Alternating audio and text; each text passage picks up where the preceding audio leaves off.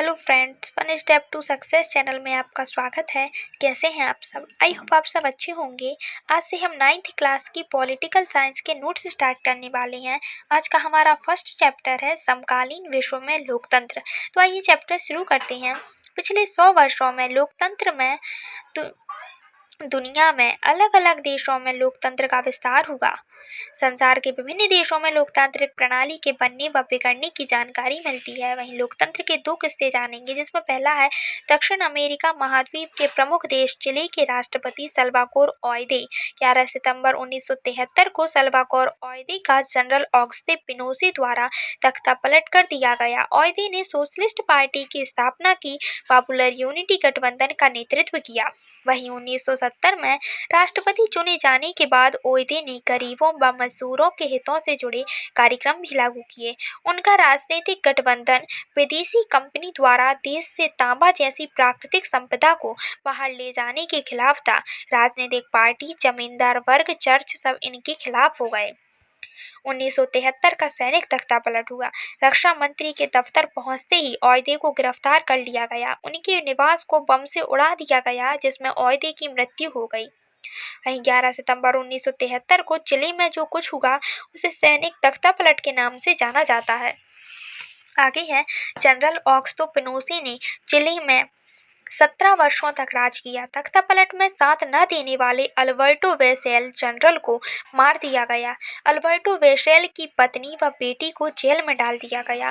फिर वहां लोकतंत्र की वापसी हुई। 1998 में पिनोशे द्वारा जनमत कराए गए, जिसमें भारी बहुमत से पिनोशे की सरकार को ठुकरा दिया गया। जनवरी 2006 से जनरल अल्बर्टो वेसेल की बेटी मिशेल वेसेल, जो पेशे से एक डॉक्टर थी और लातिनी अमेरिका में रक्षा मंत्री के पद पर आने वाली पहली महिला थी। मिशेल वेसेल यह चिली की राष्ट्रपति 2006 से 2010 और यूएन वुमेन की कार्यकारी निर्देशक 2012 से 2013 के रूप में सेवा की। वह 2014 में दूसरे कार्यकाल के लिए चिली के राष्ट्रपति के रूप में चुनी गई। आगे है पोलैंड में लोकतंत्र। अब इसमें पोलैंड के विषय में जानेंगे। तो पोलैंड पर जारूजेल्स्की के नेतृत्व में पोलिश यूनाइटेड वर्कर्स पार्टी का शासन था। दल के नेताओं या पार्टी या सरकार के खिलाफ आवाज उठाने पर लोगों को जेल में डाल दिया जाता था। 14 अगस्त 1980 को लेनिन जहाज कारखाने के मजदूरों ने हड़ताल शुरू कर दी। उनकी मांग थी कि अनुसूचित तरीके से निकाली गई महिला मजदूरों को दोबारा काम पर लिया जाए। इलेक्ट्रीशियन लेक वॉलेस इस हड़ताल के नेता थे। हड़ताल के बढ़ने के कारण सरकार ने लेक वॉलेस के साथ 21 सूत्रीय समझौता किया। धीरे धीरे सरकार की भ्रष्टाचार खबर बढ़ने लगी, जिसके कारण 1981 में देश में मार्शल लॉ लागू हो गया। सेना द्वारा प्रशासन और न्यायपालिका को अपने नियंत्रण में लेने के बाद लागू कायदे कानून को ही मार्शल लॉ कहा जाता है। 1988 में दोबारा हड़ताल हुई। 1989 में चुनाव कराए गए। इन चुनाव में लेक वॉलेस पोलैंड के राष्ट्रपति बने। लोकतंत्र की दो विशेषताएं। लोकतंत्र में केवल चुने गए नेताओं को ही देश पर शासन करने का अधिकार होता है। वहीं दूसरी है, लोगों को अभिव्यक्ति की आज़ादी, संगठन बनाने व विरोध करने की आज़ादी भी आवश्यक हो जाती है लोकतंत्र में। लोकतंत्र के विस्तार के विभिन्न चरण। 14 जुलाई 1989 को फ्रांसीसी क्रांति से पूरे यूरोप में लोकतंत्र का फैलाव हुआ। 1776 में अमेरिका ने स्वयं को स्वतंत्र घोषित किया। 1787 में अमेरिका ने मतदान पर मंजूरी दी। वहीं 1965 तक अमेरिका में अश्वेतों को मतदान का अधिकार नहीं था। 1900 तक न्यूजीलैंड ही एकमात्र ऐसा देश था जहां सभी वयस्क व्यक्ति को मतदान का अधिकार था। उपनिवेशवाद का अंत। ब्रिटिश उपनिवेश घाना जिले गोल्ड कोस्ट कहा जाता है, उसे 1957 में स्वतंत्रता मिली। यह अफ्रीका के सबसे पहले आज़ादी पाने वाले देशों में से एक था। आज़ादी के बाद नक्रूमा घाना के पहले प्रधानमंत्री फिर राष्ट्रपति बने, लेकिन 1966 में सेना ने उनकी सरकार का तख्तापलट कर दिया। हाल के दौर। 1990 में सोवियत संघ के बिखरते ही लोकतंत्र की प्रक्रिया तेज हो गई। पाकिस्तान, बांग्लादेश में लोकतंत्र का आगमन हुआ। 1999 में जनरल मुशर्रफ ने पाकिस्तान पर शासन किया। 2005 में नेपाल के नए राजा ने चुनी हुई सरकार को हटा दिया और 2006 में नेपाल में संसद ने राजा की शक्ति को कम किया।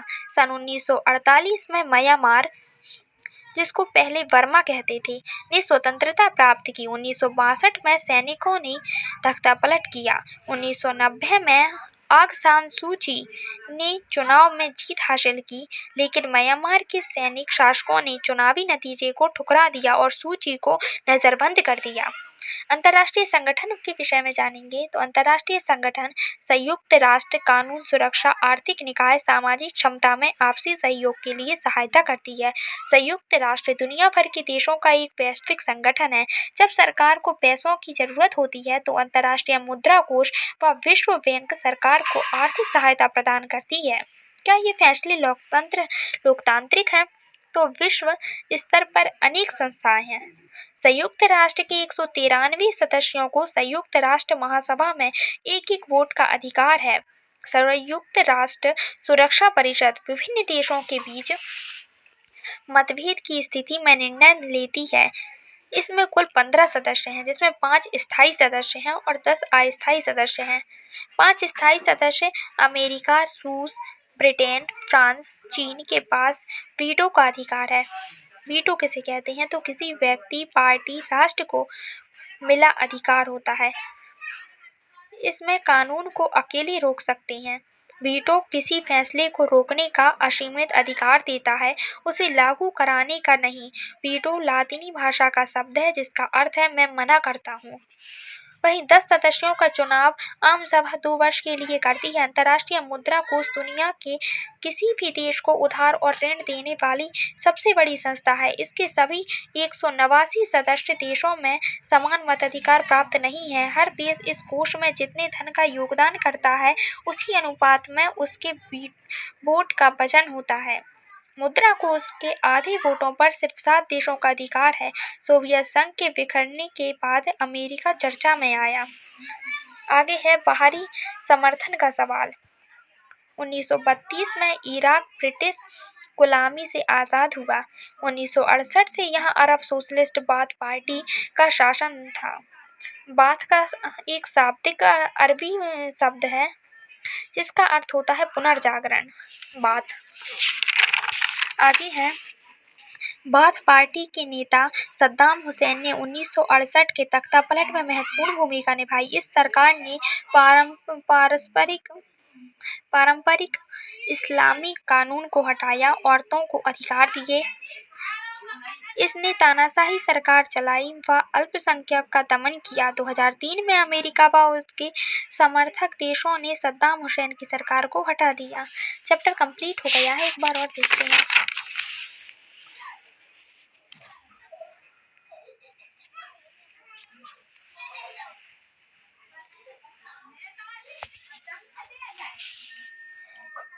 यदि इससे पहले की वीडियो अभी तक आप लोगों ने नहीं देखी है तो आप देख सकते हैं। हमारे 8th क्लास तक की पॉलिटी के नोट्स कंप्लीट हो गए हैं। अगला चैप्टर हम नेक्स्ट वीडियो में देखेंगे। यदि आप लोगों को नोट्स पसंद आए हों तो वीडियो को लाइक, शेयर और चैनल को सब्सक्राइब करना ना भूलें।